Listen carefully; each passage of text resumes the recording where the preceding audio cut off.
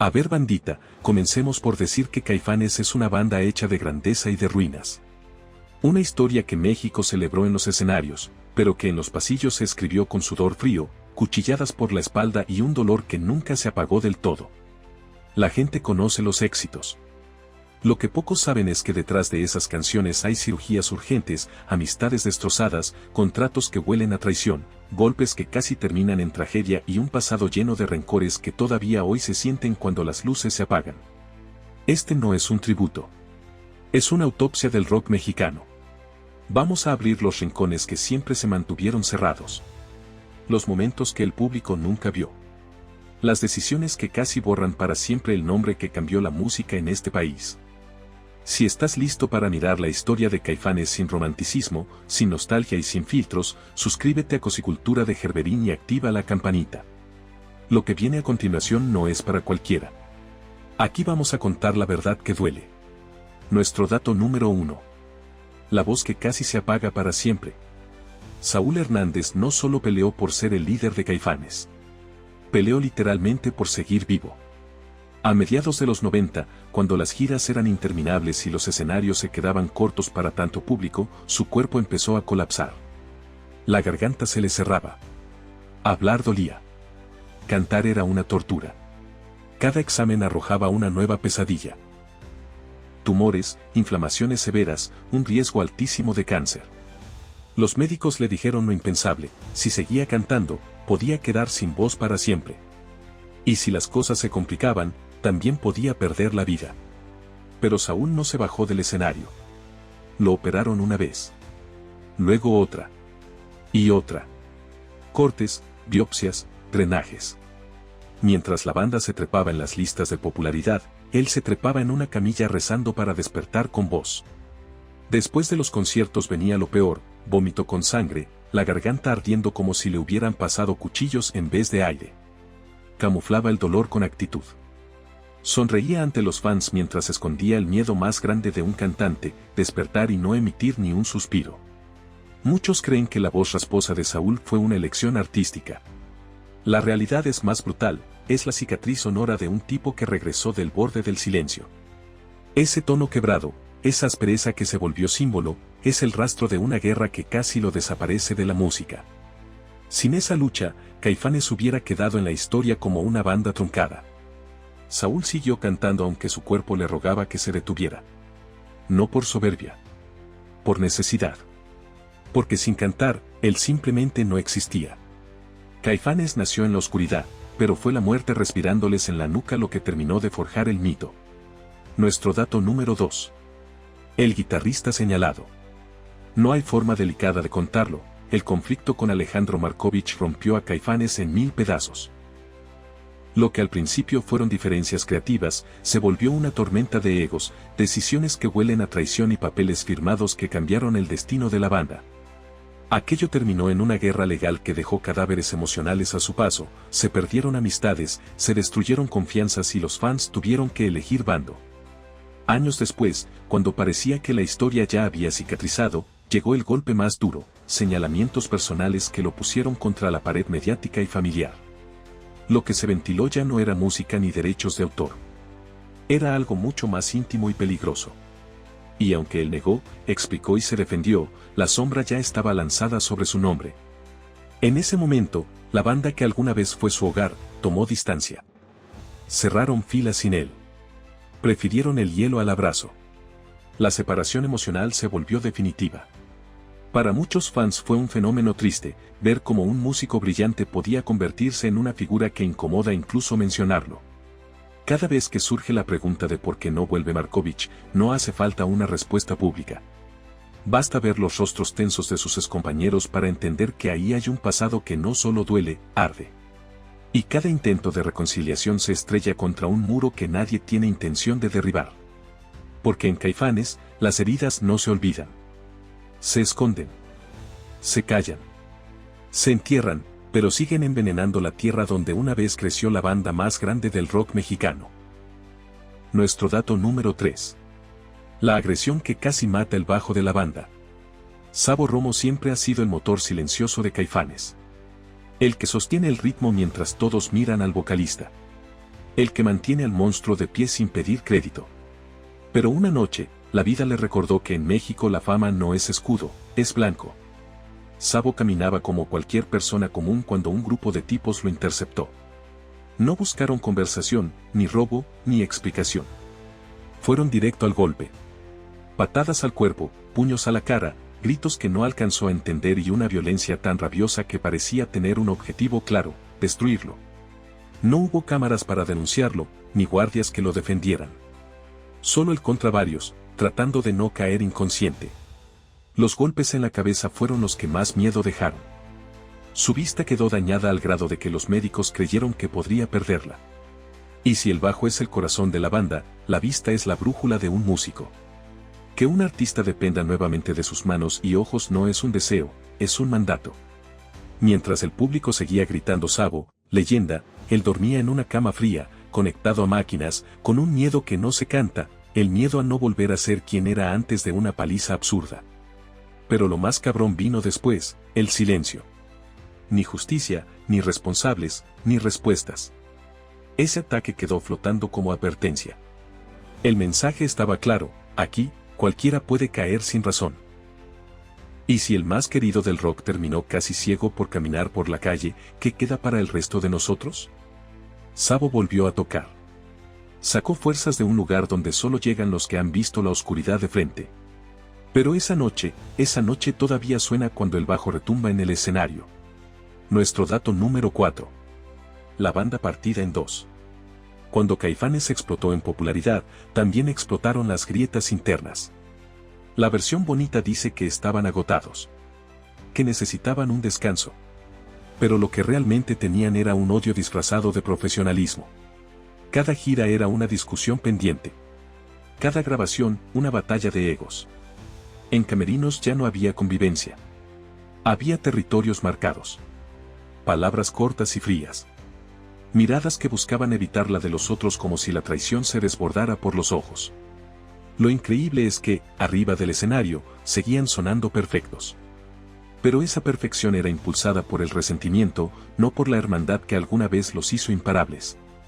En 1995, cuando por fin se anunció la separación, la gente lo sintió como una tragedia repentina.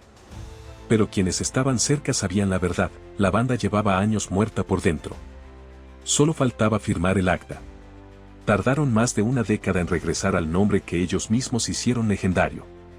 Pero cuando volvieron, algo estaba podrido. Una silla vacía. Una ausencia que hacía ruido. El público celebraba con euforia, pero en el escenario faltaba una pieza que nunca volvió a encajar. Caifanes pudo haber sido eterno. Pero la historia decidió partirlos en dos. Y esa división aún se nota cada vez que intentan tocar como si nada hubiera pasado. Nuestro dato número 5. La traición que se escribió en papeles oficiales. Nuestro dato número 5. La traición que se escribió en papeles oficiales. Desde los primeros ensayos en el sur de la ciudad, Caifanes fue una idea colectiva, todos empujando el mismo sueño, todos ensuciándose las manos en el mismo sótano. Hasta que un día, Saúl Hernández bajó del escenario directo a la realidad más fría del rock. El nombre Caifanes ya tenía dueño, y no era él. La marca había sido registrada sin que toda la banda lo supiera. Un movimiento silencioso, quirúrgico, legalmente impecable y moralmente cuestionado. Saúl sintió que no solo le habían quitado un nombre, le habían arrancado un pedazo del alma. Porque Caifanes no era un proyecto. Era su vida entera. Lo que vino después fue la guerra más silenciosa del rock nacional, abogados contra artistas, contratos contra recuerdos, firmas que valían más que las canciones. Los fans veían a una banda haciendo historia, mientras tras bambalinas se enterraba una amistad que alguna vez fue inquebrantable. Ese acto fue una línea en la arena. De un lado, los que sintieron el golpe como traición. Del otro, los que defendieron que en la industria, el que registra, reina. Nadie lo dice en entrevistas, pero esa fractura fue el origen de casi todo el veneno que explotó años después. Caifanes dejó de ser solo una banda. Se convirtió en propiedad disputada. En un botín emocional que terminó de dividirlos para siempre. Nuestro dato número 6. El concierto que casi termina en tragedia. Venustiano Carranza convertido en volcán. Caifanes estaba en la cúspide absoluta y México quería verlos a cualquier precio. La multitud reventó los accesos. Gente trepando bardas, empujones masivos, gritos que se ahogaban entre codos y respiraciones cortadas. Los organizadores fueron superados en cuestión de minutos. Arriba del escenario, la banda veía un mar humano que parecía más una estampida que un público. Saúl intentó calmar el ambiente, pero la euforia era más fuerte que cualquier palabra. Los cuerpos apretados contra las vallas comenzaron a perder el aire. Se veía la desesperación en los ojos de muchos que ya no estaban disfrutando, estaban sobreviviendo. Hubo desmayados. Hubo fracturas. Hubo llantos. Y hubo esa sensación animal de peligro inminente que se esconde antes de la desgracia. Nadie quería que el rock se convirtiera en encabezado trágico al día siguiente. Pero estuvieron a un paso. Muy corto. Cuando terminó la última canción, la banda se retiró tratando de digerir lo que había pasado. Habían tocado sobre una bomba que nunca explotó. El público salió magullado, pero vivo. Se habla de esa noche como un concierto legendario. Pero pocos saben que pudo haber sido recordado como la tragedia más grande en la historia del rock mexicano. Esa fue la noche en que Caifanes entendió que la fama también puede matar. Nuestro dato número 7. La cumbia que dividió al país. Cuando Caifanes lanzó La Negra Tomasa, nadie estaba preparado para lo que venía. La banda que vestía de negro, que hablaba de la muerte, que parecía más salida del subsuelo que de la radio comercial, de pronto estaba haciendo bailar a todo México. Eso, para la élite del rock, fue una blasfemia. Los puristas los acusaron de venderse. De convertirse en un circo tropical para ganar fama rápida. Lo que no entendieron fue que el gesto no venía del oportunismo, sino del descaro. Caifanes se burló del purismo que siempre quiso meter al rock en jaulas. Se rió en la cara del prejuicio que afirma que si tocas cumbia, eres menos artista. La canción se volvió imparables, bodas, antros, mercados, televisión. Pero cada vez que sonaba, un grupo de rockeros rabiosos se retorcía en su frustración. Les dolía que Caifanes conectara con la gente real, no solo con los críticos que creen que el rock se hace para presumir discos importados. Esa fue la primera gran lección que Caifanes le dio al país: el rock no está peleado con bailar. El rock no está peleado con lo popular. El rock no es un uniforme ni un club privado de entendidos. Pero eso tuvo un costo. Muchos enemigos se hicieron ese día, y jamás los perdonaron. La Negra Tomasa fue su pecado capital. Y al mismo tiempo, el bautizo masivo que los convirtió en inmortales. Nuestro dato número 8. Los que abrieron el show de los Stones. Cuando se anunció que Caifanes abriría para los Rolling Stones en México, el país entero sintió orgullo. Por fin una banda mexicana se paraba frente al monstruo más grande del rock mundial. Era como si la historia se hubiera inclinado un segundo para mirar hacia nuestro lado. El Foro Sol rugió. Miles ahí para ver a Mick Jagger, pero antes, para ver a Caifanes volverse gigantes. Era el tipo de oportunidad que corona una trayectoria. Lo que nadie veía era la putrefacción detrás del escenario. Esos tres tipos que sonaban tan perfectos frente a la multitud, ya no se querían ni ver a los ojos.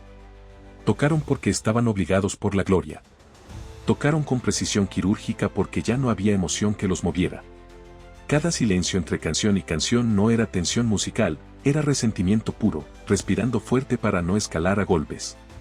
Esa noche es el ejemplo perfecto de la paradoja Caifanes, el mundo creyéndolos en la cima, mientras ellos ya estaban en caída libre. Ni siquiera abrirle a los Stones pudo salvarlos de sí mismos. El rock, a veces, tiene humor cruel. Y en 1995, esa broma se llamó Caifanes. Nuestro dato número 9. Cuando la industria se burla y luego se arrodilla. A finales de los 80, el rock mexicano tenía dueño, el extranjero. Las disqueras apostaban solo por lo que sonara a copia de Estados Unidos. Y en ese ambiente de imitación barata, aparece una banda vestida de negro, con maquillaje teatral, letras que hablaban de muertos, espíritus y maldiciones urbanas. Los ejecutivos no supieron si reír o llamar a un exorcista. La risa ganó. Los batearon sin vergüenza. Les cerraron puertas en la cara con una frase que se volvió sentencia: aquí vendemos discos, no ataúdes. Los miraron como rareza, como chiste, como una banda destinada al fracaso. Y Caifanes, lejos de agachar la cabeza, profundizó más en su oscuridad. Cuando por fin alguien apostó por ellos, lo hizo casi como experimento. Y ese experimento le estalló en la cara a toda la industria. Los inadaptados que nadie quiso firmar se volvieron la voz de un país entero, y las disqueras que se burlaron tuvieron que correr detrás, rogando participar del éxito que despreciaron. La misma industria que los llamó inviables terminó imprimiendo miles de discos gracias a ellos. Tarde entendieron que Caifanes no vino a seguir la fórmula. Vino a destruirla. En el rock, los cobardes piden permiso. Los Caifanes, no. Nuestro dato número 10. El primer Unplugged mexicano, en medio del odio interno. Ser la primera banda mexicana en un MTV Unplugged no es cualquier logro, es entrar a un salón sagrado del rock mundial. Ese escenario exige unidad, precisión y magia. Los fans juran que Caifanes lo tuvo. Pero ese día, la magia no venía del amor, venía del odio. Detrás de cámaras se respiraba un ambiente espeso. Saúl y Alejandro ya no se soportaban. Cualquier palabra podía volverse grito. Cualquier mirada, una amenaza. Los demás caminaban con cuidado, como si pisaran cristales. No había abrazos ni bromas previas al show. Solo un silencio que dibujaba el final. Y aún así, cuando tocaron, sonaron perfectos. La violencia emocional se transformó en música afilada, en interpretaciones que dolían, en un concierto que parecía despedida anticipada. El público veía la obra maestra. Ellos vivían el derrumbe. Ese Unplugged fue el último milagro de una banda que ya estaba muerta por dentro. La coronación llegó al mismo tiempo que la excomunión. Lo que el mundo llamó gloria, ellos lo recordaron como sentencia. Porque ahí quedó claro, Caifanes funcionaba mejor rompiéndose que viviendo en paz. Nuestro dato número 11. La expulsión que nadie oficializó. En una banda, cuando alguien se convierte en una presencia incómoda, no hace falta un anuncio oficial. Bastan silencios. Y en Caifanes, el silencio fue sentencia. Alejandro Markovich pasó de ser pieza clave del sonido a ser el nombre que nadie quería mencionar. No hubo reunión para hablarlo. No hubo abrazos de agradecimiento ni discursos de cierre. Simplemente un día los demás decidieron que ya no querían compartir escenario con él. Él se enteró como se enteran los enemigos, no por una conversación sincera, sino por una decisión tomada sin él en la sala. La ruptura no necesitó gritos. Se escuchó más cuando guardaron silencio. Una expulsión sin palabras, pero con el peso de una década cargada de resentimiento. Para el público, fue confuso. Para ellos, inevitable. Caifanes empezó como hermandad. Y terminó usando la ley del hielo como única forma de comunicación. Nuestro dato número 12. La transformación espiritual que remeció a los fans.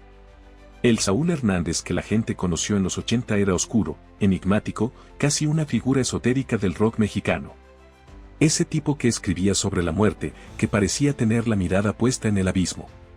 Pero cuando regresó de sus batallas médicas, había cambiado. Ahora hablaba de cuidar el alma. De luz. De fe. De buscar lo sagrado dentro de uno mismo. Para muchos fanáticos que habían hecho de Caifanes un refugio sombrío, sentir a Saúl convertido en un profeta de esperanza fue una traición al personaje que ellos habían adoptado como bandera.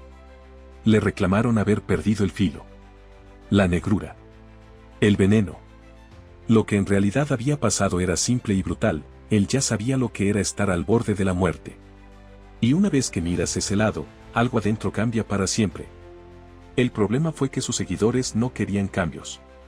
Querían al chamán oscuro, no al sobreviviente. Nuestro dato número 13. El fin de la hermandad. Mucho antes de que la prensa descubriera la ruptura, Saúl y Markovich ya vivían en trincheras separadas. Fueron aliados inseparables, sí. Se levantaron mutuamente cuando nadie creía en ellos. Pero el ego y las diferencias afilaron sus lenguas hasta convertir la amistad en pólvora. Llegó un punto en que ni el mejor beat podía tapar el rencor que se tenían. Su relación dejó de ser musical. Se volvió un pulso por control, por identidad, por quien era Caifanes realmente. La prueba es que años después, cuando el mundo pedía reunión completa, ellos solo ofrecían evasivas.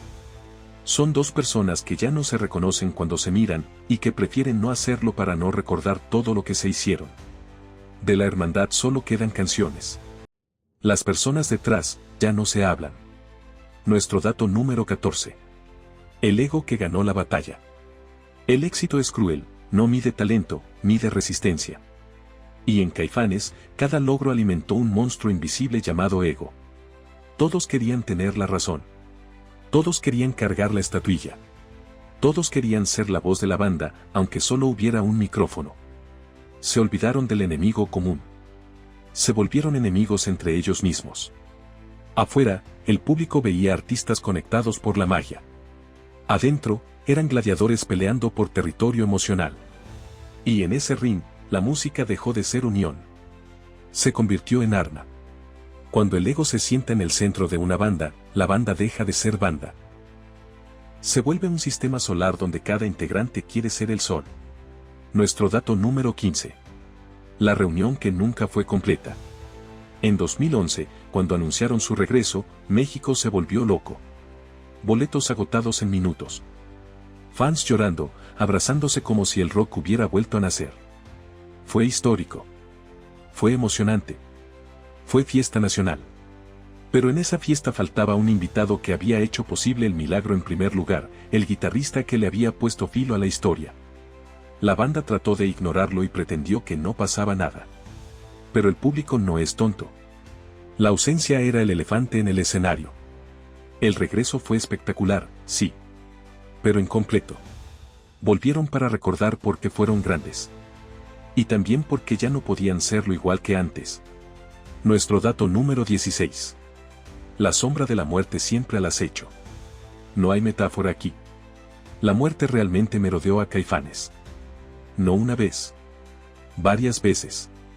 La batalla de Saúl contra los tumores en la garganta dejó claro que el líder del movimiento podía desaparecer sin aviso previo. Pero eso no fue lo único. Sabo hospitalizado tras un ataque brutal. Alfonso André enfrentando lesiones que amenazaron su carrera. Integrantes entrando y saliendo del hospital como quien cambia de estudio. Los fans cantaban letras sobre muerte sin imaginar que los músicos estaban librando combates reales contra ella. Y lo que es peor, cuando un integrante lucha por respirar, los demás no necesariamente se unen. A veces se alejan más. Porque la muerte no solo intimida al que la enfrenta. Termina separando a quienes no saben cómo cargar el miedo ajeno. Nuestro dato número 17. El pleito que sigue vivo, aunque digan lo contrario. Si hay un tema que todavía prende fuego en entrevistas es el nombre de Alejandro Markovich. Basta que alguien lo mencione para que las expresiones de Saúl y compañía se endurezcan como piedra. Se apresuran a decir que ya todo quedó atrás, que desean paz y buena vibra, pero el lenguaje corporal dice otra cosa. No hay disculpas públicas. No hay reuniones privadas. No hay intención real de sanar. Cuando una historia termina con abogados y traiciones, el perdón ya no es una opción honesta. El pasado sigue ahí, enterrado, pero muy vivo. Caifanes puede estar en el mismo escenario, pero no en la misma página. Ese pleito no se resolvió. Solo dejó de hacerse ruido, en público. Nuestro dato número 18. El mito del chamán maldito. Hay músicos que parecen tocar con los dedos. Saúl toca con el inframundo. Durante los 90, fans y detractores comenzaron a atribuirle un aura que iba más allá de la música, lo veían como puente entre la vida y la muerte. Las letras, la mirada, los símbolos. Había algo en el que asustaba y atraía al mismo tiempo. No faltaron quienes juraron que su arte estaba tocado por fuerzas que nadie debía invocar. Que su voz sobrevivió a tantas cirugías por razones que rebasaban la ciencia. Que cuando se para frente al micrófono, no canta. Canaliza. La leyenda urbana se volvió tan poderosa que todavía hoy existen quienes lo ven como un chamán moderno. No por marketing. Por supervivencia. Porque para seguir vivo después de tanto, se necesita más que medicina. Nuestro dato número 19. El precio de volver, sin amor. Cuando Caifanes volvió a los escenarios después de tantos años, miles lo celebraron como si el tiempo no hubiera pasado. Pero arriba del escenario, el tiempo sí había pasado. Y había destruido lo que los unía. Los shows se volvieron espectáculos perfectos. Pero fríos. Los integrantes caminaban alejados unos de otros. No se dirigían la palabra más de lo necesario. Tocaban como profesionales, pero ya no como hermanos. El público se emocionaba por la nostalgia. Ellos solo cumplían con el trabajo. La verdad más dura. Volvieron por la música, sí. Pero no por ellos mismos. Nuestro dato número 20.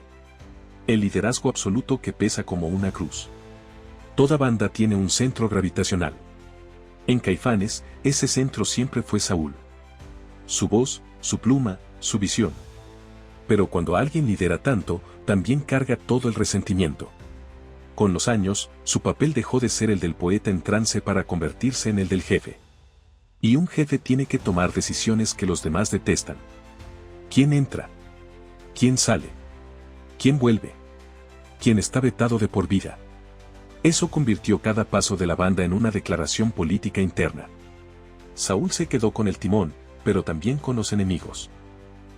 Porque cuando el liderazgo se vuelve absoluto, el costo no es el éxito. Es la soledad. Nuestro dato número 21. El secuestro silencioso del sonido de Caifanes. El día que decidieron seguir sin Markovich, el público aplaudió el regreso, pero no entendió el costo. No bastaba con tener el nombre Caifanes, había que negociar con el pasado. Había solos, riffs y arreglos que pertenecían legalmente a quien ya no estaba. Eso significa que cada concierto se planea sobre un campo minado. Cada nota debe pasar por filtros invisibles para no prender otra mecha legal. El rock, que debería ser libertad absoluta, en Caifanes se volvió una coreografía jurídica. Así de absurdo y así de trágico. La banda que escribió himnos para liberarnos terminó presa de su propia historia. Mientras miles brincan con la célula que explota, ellos están calculando que nada se salga de los límites impuestos por años de pleitos. El legado musical convertido en una cárcel donde cada acorde tiene dueño. Nuestro dato número 22. El círculo del odio con nombre y apellido. A veces, los enemigos no vienen de fuera. Se sientan contigo. Te acompañan en giras. Te abrazan después de los conciertos. Hasta que un día dejan de hacerlo.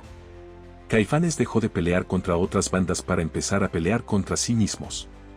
Los amigos que alguna vez se cuidaron la espalda en bares de mala muerte, terminaron sacándose el alma entre abogados. El rock mexicano perdió a su mayor hermandad porque se volvió guerra de egos. Todos creen que tienen la razón. Todos creen que son víctimas. Todos guardan su propia versión de la verdad. Los fans quieren culpables. Los integrantes quieren paz. Nadie tendrá ambas cosas. Nuestro dato número 23. La figura incómoda en el escenario. Hay conciertos donde el público no nota nada, porque la música es más fuerte que la verdad. Pero hay noches en que la verdad grita desde lejos. Caifanes ya no convive, solo trabaja. Se paran lejos unos de otros. Evitan cruzarse miradas que podrían despertar antiguos demonios. Cuando termina el show, no hay brindis, ni selfies, ni nostalgia que se comparta. Solo nos vemos en la próxima ciudad. La banda que unió a millones, ya no está unida. El escenario es el único lugar donde fingen seguir siendo amigos. Y al bajar, cada uno vuelve a su propio exilio emocional. Nuestro dato número 24. El legado que pesa más que la banda viva. El problema de escribir himnos es que la gente te exige vivir como si todavía creyeras en ellos.